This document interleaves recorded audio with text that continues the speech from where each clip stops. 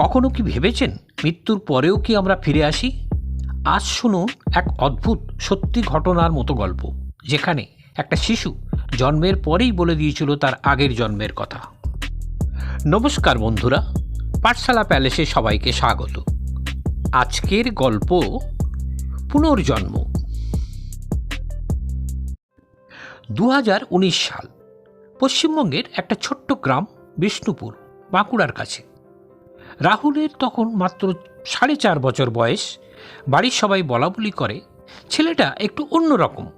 কথা বলতে শুরু করার পর থেকেই সে বলতে থাকে, আমি তো আগেও ছিলাম, আমার নাম ছিল সুবোধ, আমি কলকাতায় থাকতাম। রাহুলের মা বাবা প্রথমে হেসে উড়িয়ে দিতেন, কিন্তু একদিন রাহুল বলল, আমার বাড়িটা ছিল গঙ্গার ধারে, লাল রঙের দোতলা বাড়ি, সামনে একটা তুলসী মঞ্চ, আর আমার মেয়ের নাম ছিল রিমা। সে এখনও কাঁদে আমার জন্য।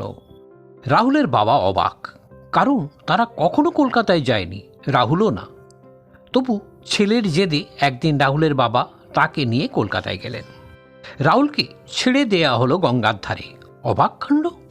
ছোট্ট রাহুল হাঁটতে হাঁটতে সোজা গিয়ে দাঁড়ালো একটা লাল রঙের দোতলা বাড়ির সামনে। তুলসী মঞ্চ আছে। দরজার টোকা দিতেই বেরিয়ে এলেন এক মহিলা, বয়স 50-এর কাছাকাছি।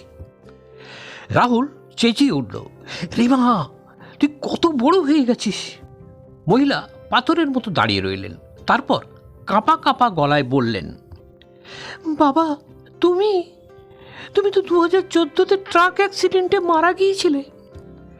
সেই মহিলা ছিলেন সুবোধ মণ্ডলের একমাত্র মেয়ে রিমা। আর সুবোধ মণ্ডল যেদিন মারা গিয়েছিল, ঠিক সেদিন রাহুলের মা গর্ভবতী হয়েছিলেন। তারিখ মিলে গেল।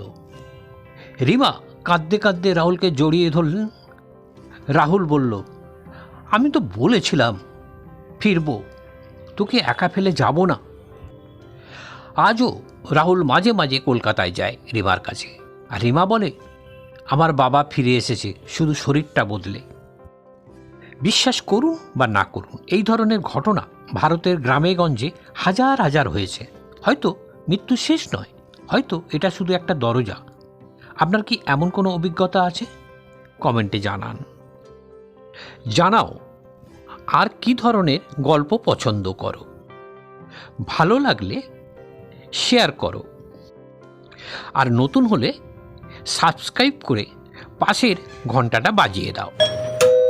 আবার দেখা হবে পরের গল্পে। ধন্যবাদ।